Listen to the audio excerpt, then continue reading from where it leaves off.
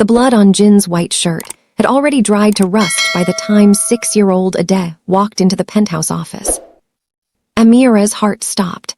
Her son wasn't supposed to be here, wasn't supposed to see the man she cleaned for like this, with that gun still holstered under his arm and 3 men tied to chairs in the next room, their muffled screams seeping through the walls like ghosts.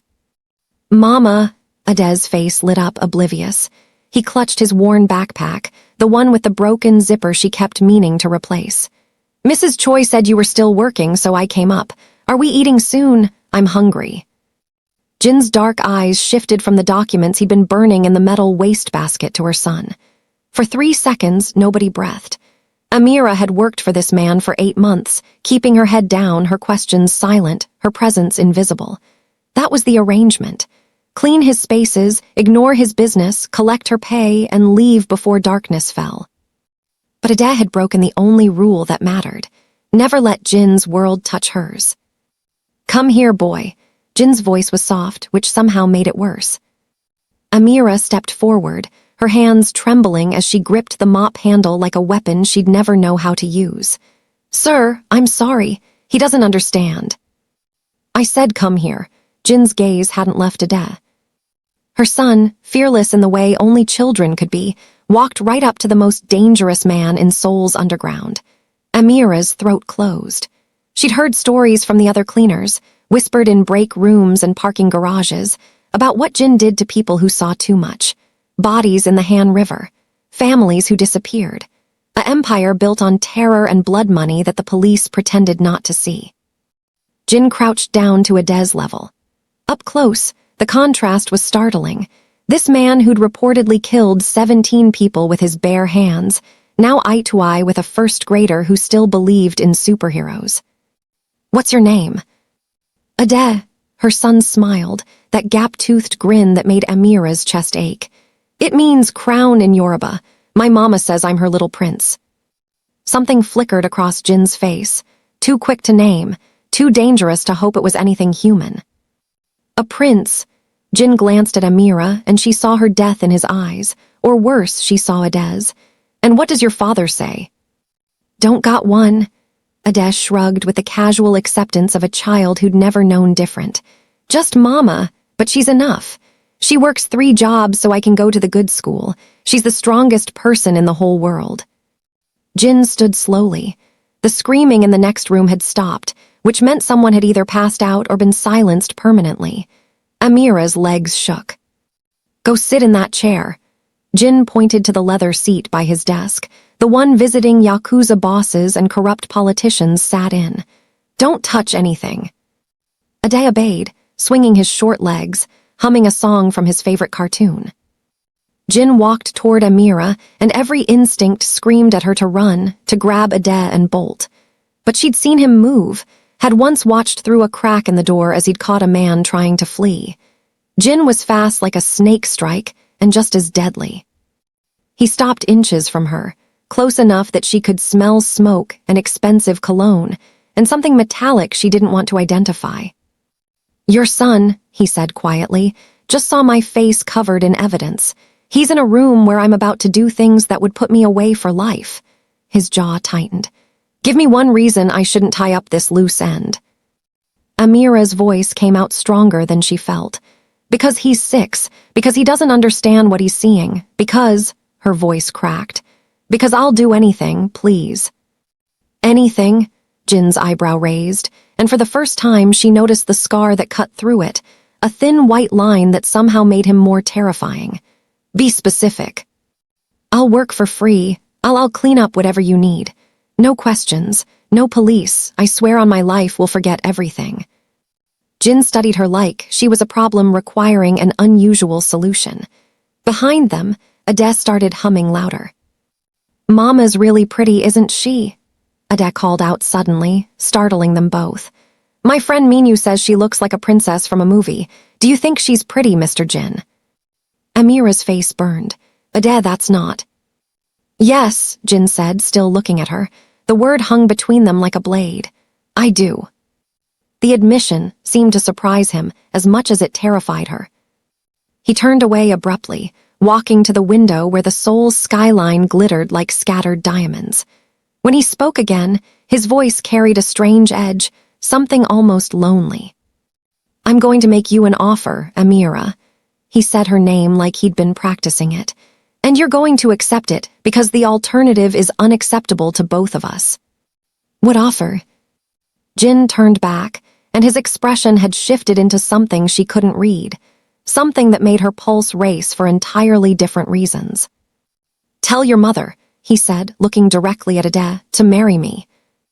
The words seemed to suck all oxygen from the room. Ade giggled. "That's silly, you don't even know her." But Jin's eyes never left Amira's face, and she saw he was completely serious. Behind him, smoke from the burning documents curled toward the ceiling like dark omens. "You have until midnight to decide," Jin said. "Marriage, or your son learns what those sounds really mean." Amira stood in her cramped studio apartment, staring at the marriage contract Jin's driver had delivered 30 minutes ago. Ade was finally asleep on their shared mattress, one arm flung over his stuffed lion, unaware that his careless words had just sold his mother's life to a killer. The contract was thorough, brutal in its clarity. She would marry Jin within 72 hours. She would live in his compound, share his name, appear at his side when required. In exchange, Ade would attend the best international school in Seoul, receive full security, and want for nothing. The marriage would last 1 year, long enough to satisfy whatever twisted need Jin had for this arrangement. Clause 17 made her hands shake. The wife agrees to maintain absolute discretion regarding all business matters observed during the marriage term. Clause 23 made her stomach turn. Physical intimacy is not required, but may be initiated at the husband's discretion. Her phone buzzed, unknown number. "You're reading it wrong." Jin's voice was smooth, unbothered by the fact it was nearly 11 p.m. "This isn't a prison sentence, it's protection." "Protection?" Amira's laugh was sharp. "You threatened my son." "I neutralized a problem. There's a difference." She heard ice clinking in a glass on his end. "Those men in my office tonight, they were there because someone talked. Someone who thought they were invisible in my world. 3 families are now planning funerals." The implication landed like a punch. "Ade saw your face," Jin continued. "By tomorrow, certain people will know a cleaner's child was in that room. They'll wonder what he heard, what you know. They'll decide you're both liabilities I'll eventually eliminate." He paused. "Unless you're not just my cleaner, unless you're my wife." Amira sank onto the thin mattress, careful not to wake Ade. "Why marriage? Why not just pay me off, threaten me?" "Because threats expire. Money runs out, but a wife," his voice dropped. "A wife is untouchable. In my world, harming a boss's family means war. No one will risk that war over a loose end." "You're insane." "I'm practical." Another sip. "Sign the contract, Amira. Give your son a life you could never afford on 3 jobs and tired feet. Or refuse, and we'll both spend the next year wondering who'll kill you first, my enemies or me for being a risk I can't control." The line went dead. Amira looked at Ade, his face peaceful in sleep, his school shoes with the soles wearing through beside the mattress. She thought of the eviction notice she'd hidden in her apron, the medical bills from his asthma attack last month, the way he pretended not to notice when she gave him her portion of dinner. She picked up the pen. The wedding happened in a private office with 2 witnesses who looked like they'd buried bodies before breakfast. Amira wore a simple cream dress Jin's people had delivered. It fit perfectly, which meant he'd been planning this longer than he'd admitted. Jin wore all black, no tie, no pretense of celebration. When the officiant asked if he took this woman, Jin's "I do" sounded like a business transaction. When it was her turn, Amira looked at Ade sitting in the corner, eating expensive chocolates a guard had given him, and whispered, "I do." The kiss was perfunctory. Jin's lips barely brushed hers, but she felt the power in his restraint, the sense that he was a weapon choosing not to fire. "Welcome to the family, Mrs. Kang," he said against her mouth, and she hated how her body responded to the intimacy of it. By sunset, She was living in a compound that made his penthouse look modest. Ade ran through the gardens shrieking with joy, discovered a pool the size of their old apartment building, and asked if this was heaven. Amira stood in the master bedroom, Jin's bedroom, now theoretically hers, and wondered if it was actually hell. "Your things are in the closet." Jin appeared in the doorway, jacket discarded, shirt sleeves rolled up. The blood was gone, replaced by the careful presentation of wealth. "Ade's room is next door. The guards have been instructed to treat you both as priority assets." "Assets," Amira repeated, "not family." "Family is earned." Jin crossed to the bar, poured himself whiskey. "This is business. Don't romanticize it." "Then why?" She gestured helplessly at the room, the massive bed that dominated the space. "Why put us here? Why not separate quarters?" Jin's smile was sharp. "Because my enemies are watching. Because a marriage that looks fake is worthless for protection. Because when people come to this house, they need to believe I'd burn the world down for you." "Would you?" The question surprised them both. Jin drained his glass, set it down with precise control. "Ask me in a year." That night, Amira lay on the far edge of the bed while Jin worked at his desk until 3 a.m. She felt every moment he glanced at her, every time his fingers paused on his laptop keys. The space between them was charged with everything unspoken, danger and attraction, and the terrible recognition that they were both trapped now. Just in very different cages. 3 weeks into the marriage, Ade came home from his new school crying. Amira was ready to burn the world herself until she saw Jin was already kneeling in front of her son, jaw tight with controlled fury. "Tell me names," Jin said quietly. "They said," Ade hiccuped, "they said Mama's only with you for money, that she's a gold digger who doesn't belong, that I don't belong." Jin's hands curled into fists. When he looked up at Amira, she saw murder in his eyes. "Get dressed," he told her. "Both of you, we're going somewhere." "Jin, he's 6. Kids say stupid." "Now."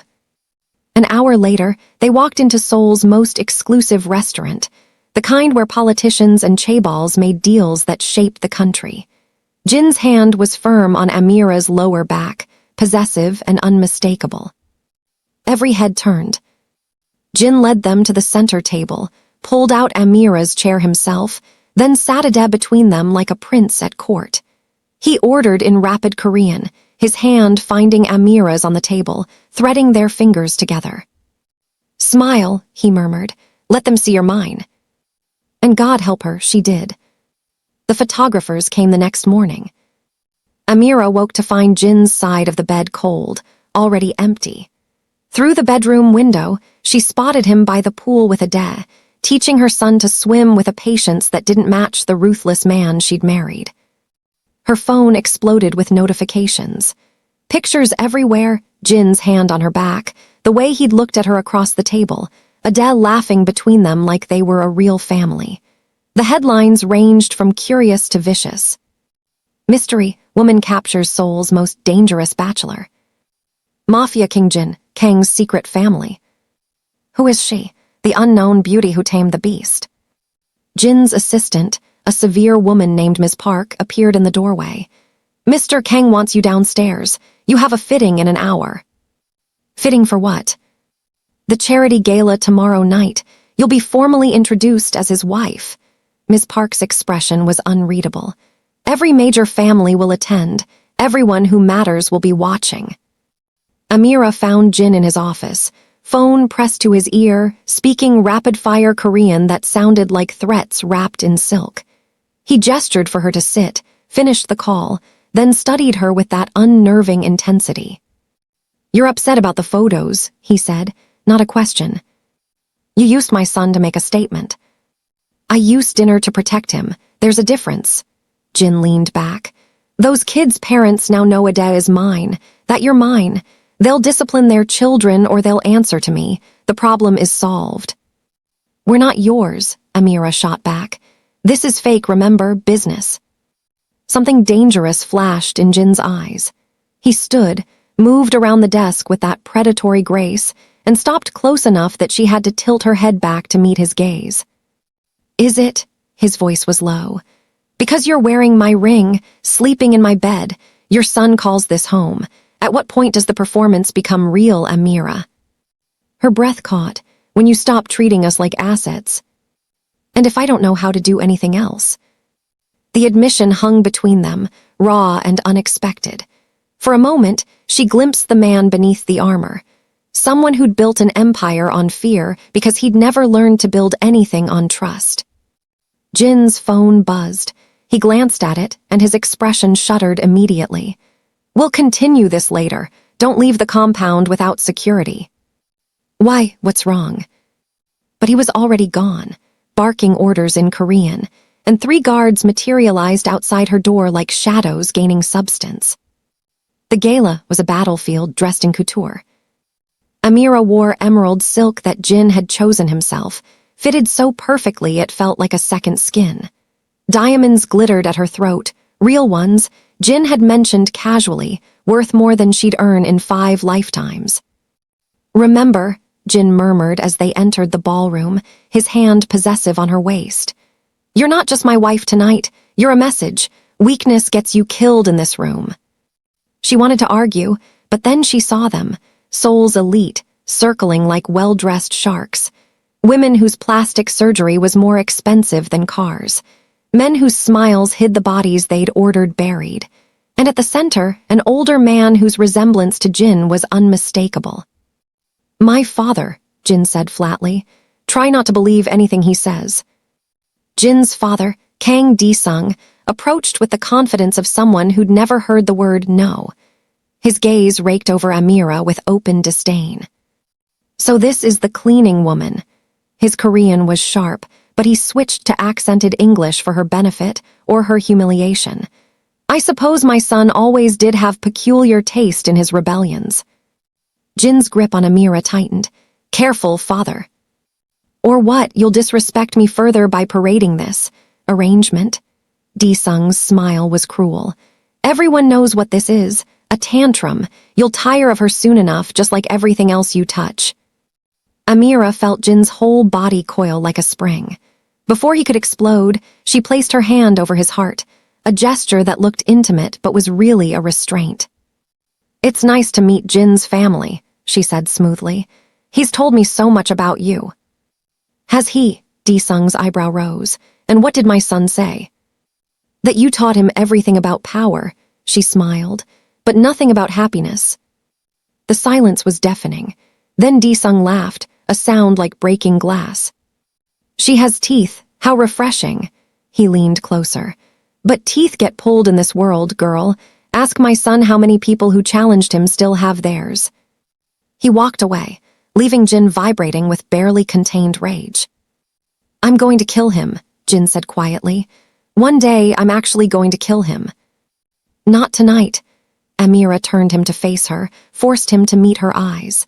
"Tonight, you're going to dance with your wife and show everyone that he didn't land a single blow." Jin stared at her like she'd just spoken a language he was still learning. Then, wordlessly, he led her to the dance floor. His hand settled on her lower back, hers on his shoulder. The music swelled, and they moved together with a synchronicity that shouldn't have existed between 2 people who barely knew each other. "You surprised me tonight," Jin said, his breath warm against her ear. "Good, you need more surprises in your life." "Careful, Amira. I might start thinking you actually care." She should have laughed it off, should have reinforced the walls between them. Instead, she heard herself say, "Maybe I'm starting to." Jin's steps faltered, just for a second. When she looked up, his expression was unguarded, almost vulnerable. "Don't," he whispered. "Don't care about me, nothing good comes from that." Before she could respond, gunshots shattered the windows. The ballroom erupted into chaos. Jin threw himself over Amira, his body a shield as glass rained down. She heard screaming, more gunfire, Jin shouting orders in Korean. Then strong hands yanked her away from Jin. She fought, but there were too many of them, men in black masks dragging her toward a service exit. She caught one glimpse of Jin's face, twisted in fury and something that looked like fear, before a cloth covered her mouth and the world went dark. Amira woke in a concrete room that smelled like rust and despair. Her head pounded. The diamonds were gone from her throat, but the dress remained, now torn and dirty. She tried to move and discovered her hands were zip-tied to a chair. Across from her sat a man she didn't recognize, smoking a cigarette, watching her with the detached interest of someone examining an insect. "Mrs. Kang," he said in perfect English. "Welcome. We've been dying to meet the woman who finally caught Jin's attention." He smiled. "Let's talk about how much you're worth to him, shall we?" The door behind him opened, and Amira's blood turned to ice when she saw who walked through. Jin's father stood in the doorway, brushing imaginary dust from his pristine suit. "Thank you, Minho," Sung said to the smoking man. "Leave us." The man hesitated. "Sir, Jin will." "My son will do exactly what I expect him to do." Sung's smile was cold. "Now go." When they were alone, he pulled up a chair and sat across from Amira with the casual comfort of a man who orchestrated kidnappings before breakfast. "I apologize for the accommodations," he said, "but desperate times require unpleasant measures." Amira's mind raced. "You had me kidnapped, your son's wife." "My son's mistake," Sung corrected. "Do you know what Jin's problem has always been? He's brilliant, ruthless, everything I trained him to be, but he has this inconvenient tendency toward attachment. His mother taught him that weakness before she died." "Love isn't weakness."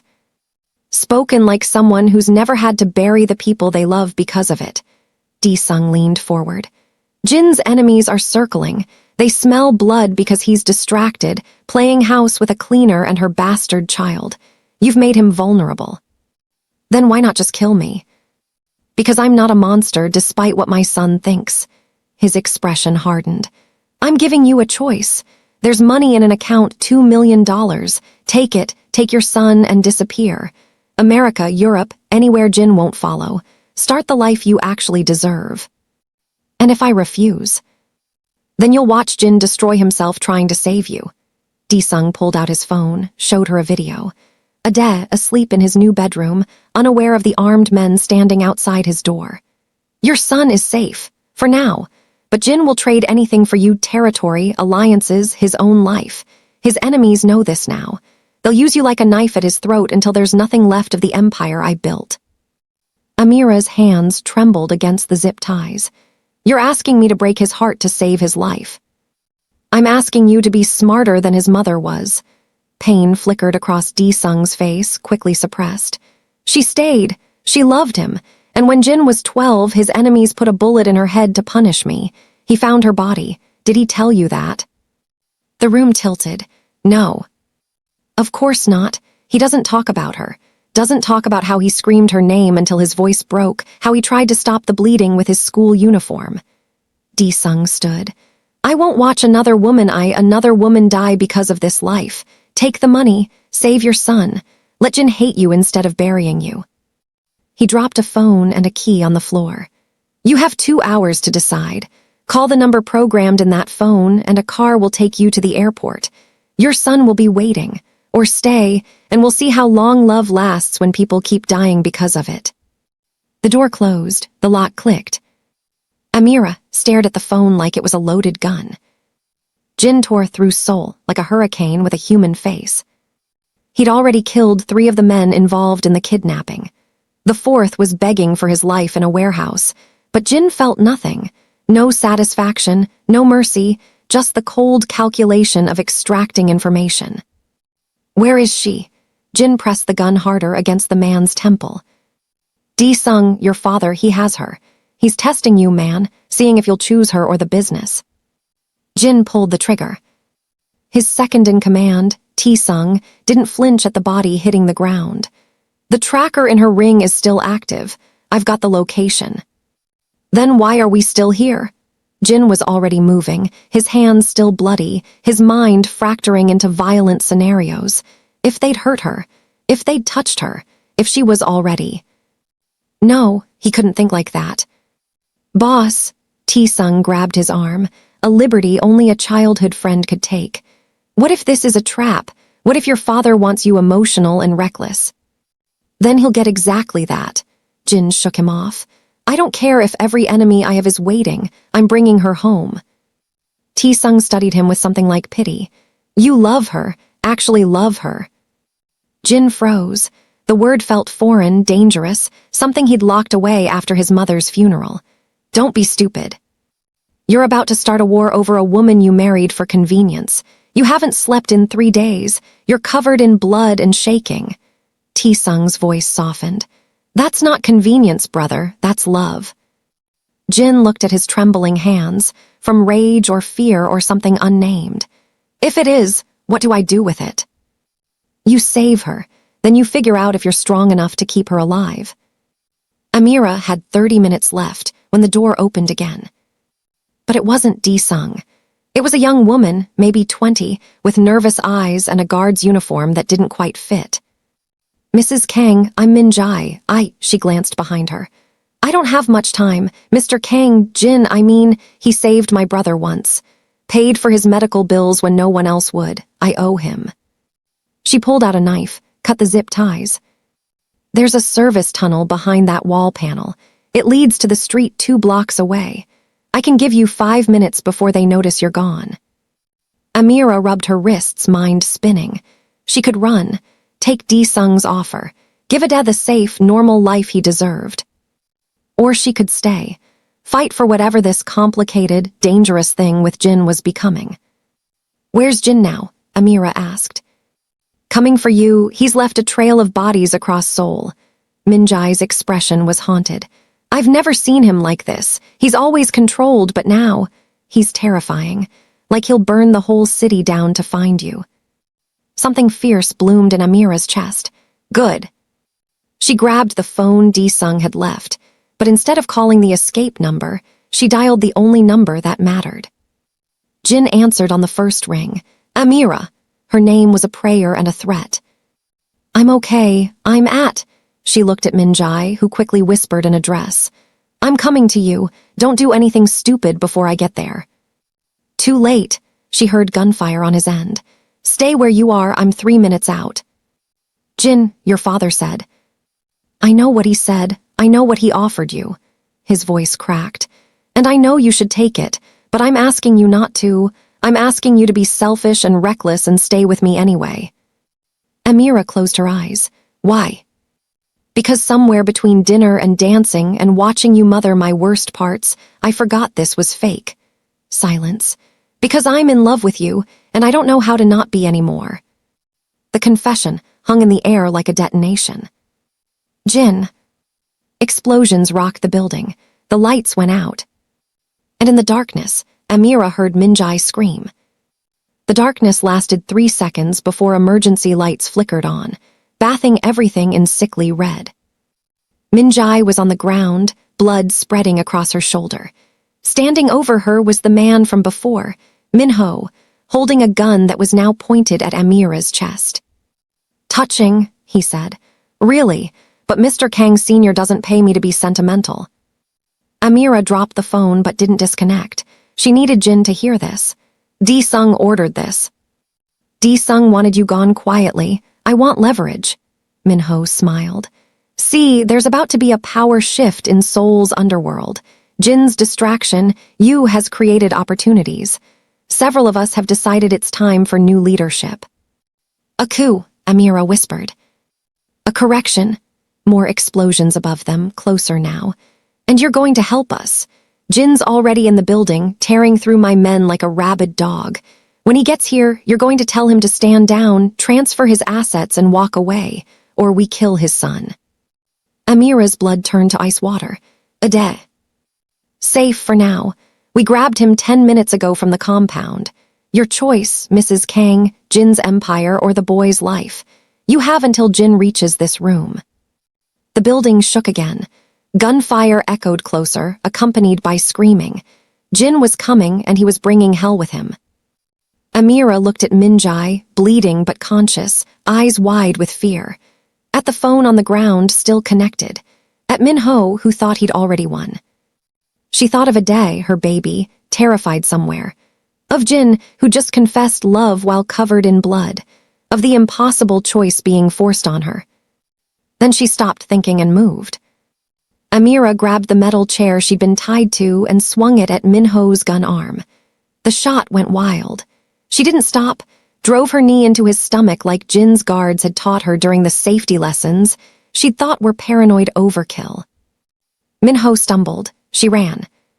The corridor was chaos, smoke and emergency lighting, and the sound of Jin's war getting closer. She had no weapon, no plan, just the desperate calculus of a mother whose child was in danger. A hand grabbed her from a doorway. She nearly screamed until she saw T-Sung's face. "Where's Ade?" she gasped. "Jin sent me to find you. The boy's still at the compound. Minho was bluffing, stalling. We have 6 men on him." T-Sung pressed a gun into her hands. "But Jin doesn't know that. He thinks Ade's been taken. He's about to make very bad decisions." "Where is he?" "Top floor, where your father-in-law is waiting." Amira ran. She found them in what looked like an old office. D-Sung behind a desk, Jin holding a gun to his father's head, both of them frozen in a tableau of family destruction. "Jin, stop," Amira's voice cracked the moment. Jin's head whipped toward her, and the relief that flooded his face was devastating. Then he saw the gun in her hands, the blood on her dress, and something murderous took over. "Did they hurt you?" "I'm fine. Ade's safe. Jin, listen to me. I'm going to kill everyone in this building." Jin's voice was eerily calm, starting with him. "I didn't order the attack," D-Sung said quietly. "Minho went rogue. He saw an opportunity in the chaos I created and took it." "Because you created chaos," Jin's hand shook. "You kidnapped her to prove a point, and now there's a coup happening because everyone thinks I'm weak." "You are weak," D-Sung slammed his hand on the desk. "Look at yourself, ready to murder your own father over a woman you've known for 2 months. Your mother did the same thing to me, made me soft, made me vulnerable. And I loved her so much I couldn't see the knife coming until it was in her heart. Don't you dare talk about her. She would hate what you've become." D-Sung's composure cracked. "A killer with no conscience, no warmth, no life beyond blood and money. I made you this way to protect you, and now I'm watching you break anyway over the same thing that destroyed me." The gun wavered. "You made me this way because you were too broken to raise a son. You gave me an empire instead of a father." "I gave you survival." "You gave me nothing." Jin's voice broke. "And now I finally have something real, something that makes me feel human again, and you tried to take it away because you're too dead inside to remember what that feels like." Amira moved between them, placed her hand over Jin's gun. "Enough, both of you." Jin's eyes were wild, feverish. "Amira, move." "No," she didn't let go. "You told me you loved me. If that's true, then prove it. Don't let him turn you into exactly what he fears you'll become. He tried to take you from me. And I chose to stay." She cupped his face with her free hand, forced him to look at her. "I heard what you said on the phone. I heard it, and I'm choosing you. But I need you to choose the man who can keep us, not the monster who'll lose everything trying to avenge us." For a long moment, Jin stood there, a man balanced between violence and redemption, past and future. Then, slowly, he lowered the gun. D-Sung exhaled. "Thank you." "I'm not doing this for you," Jin said coldly. "I'm doing it for her, but you and I are done. Keep your empire, your legacy, your lessons. I'm building something different." "With what? You'll be vulnerable, exposed." "With love." Jin pulled Amira against him. "Yeah, it's a weakness. Yeah, it might get us killed. But it's mine, and it's real, and it's the only thing you never taught me how to have." Sirens wailed outside. T-Sung appeared in the doorway. "Police are here. We need to move." 3 months later, Amira woke to find Jin's side of the bed warm and occupied. He was watching her sleep again, a habit he'd developed, like he needed to confirm she was real every morning. "Creepy," she murmured, smiling. "Deal with it," he kissed her forehead. "You married me." "Don't remind me." But she was laughing, and so was he. And through the window she could hear Ade shrieking with joy in the garden where Jin was teaching him soccer. The coup had been crushed. Jin had stepped back from the worst of his father's business, restructuring into legitimate enterprises that still carried weight but less blood. It wasn't perfect. There were still enemies, still threats, still nights when Jin woke up reaching for weapons. But there were also mornings like this, breakfasts as a family, Ade calling Jin Dad for the first time and Jin's eyes going suspiciously bright, moments of normal in their aggressively abnormal life. I got a call this morning, Jin said carefully, from my father. Amira tensed. They hadn't spoken to Disung since that night. He wants to meet Ade, officially, as his grandson. Jin's jaw tightened. I told him I'd ask you. What do you want? I want to say no. I want to protect our son from him. Jin's fingers traced patterns on her skin. But I also remember what it's like to grow up without family. Maybe he can be different with Ade. Maybe grandchildren get the version of him that sons don't. Amira considered. We'll try once with boundaries. Boundaries, Jin agreed. Speaking of which, I need to tell you something. His tone made her stomach drop. What? There's a threat. Someone from the old networks who doesn't like my new direction. Jin's expression was careful, controlled. Nothing imminent, but T-Sung thinks we should be prepared. Prepared how? Extra security, possibly relocating for a few months. Maybe, he hesitated, maybe sending Ade somewhere safe while we handle it. Absolutely not. Amira sat up. We stay together, that's the whole point of this, Jin. We don't run separately. Even if staying together puts you both at risk. Especially then, she grabbed his hand. You don't get to protect us by pushing us away. That's your father's playbook, not ours. Jin stared at their intertwined fingers. I don't know how to do this. How to be a husband and a father and still be strong enough to keep you safe. You learn, we both do. Amira kissed him. Together. He pulled her closer, buried his face in her neck. I love you, so much it terrifies me. Good, terror keeps you sharp. They lay there, as morning light filled the room, holding each other against whatever came next. Outside, Ade's laughter rang out. And in the garden's shadow, a figure watched the house through binoculars, smiling. The threat Jin mentioned wasn't coming. It was already here. And it knew exactly where to strike.